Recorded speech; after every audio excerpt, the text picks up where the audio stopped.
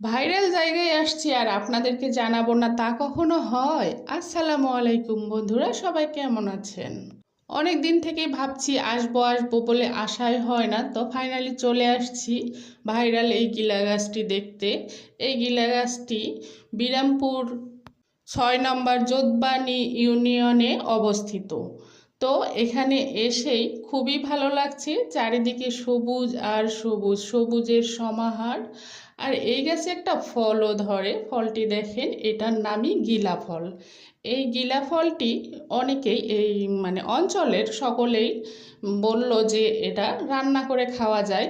প্রায় স্বাদটা হচ্ছে এই মুরগি বা হাঁসের গিলাস যে স্বাদটা, সেই স্বাদটা পাওয়া যায় এই ফলটি থেকে।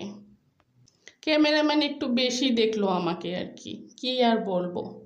তো আসুন একটু ঘুরে ঘুরে দেখাই চারিপাশটা কত সুন্দর।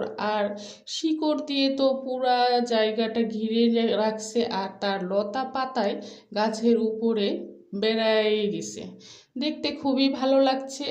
আপনারা হয়তো আসেননি অনেকে, আর অনেকেই আসছেন, তারা তো অবশ্যই নিজ চোখে দেখছেন। এখানে কিছু সতর্কবাণী দিয়ে দিছে, ওদের সতর্ক সরকারিভাবে এসে ওরা এটা দিয়ে গেছে। এগুলা মেনে চলা অবশ্য সকলেরই প্রয়োজন, কারণ এটি আমাদেরই সম্পদ, বাংলাদেশের সম্পদ। তাই আমরা আইন অমান্য কেন করতে যাব বলেন? তো আমাদের সৌন্দর্য আমাদেরকে ধরে রাখতে হবে, তাই আমরা আমাদের সৌন্দর্য ধরে রাখার চেষ্টা করব। দেখুন না কত সুন্দর ভিউ, দেখেই মন শান্তি হয়ে যাবে। খুবই ভালো লাগছে।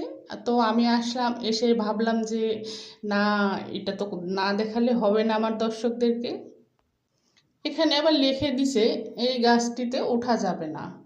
তো হ্যাঁ, না ওঠাটাই ভালো, কারণ যেভাবে পেঁচে আছে আর সাপের মতো যদি জড়ায় ধরে, কোনো সাপও যদি থাকে বুঝতে পারবেন না আপনারা।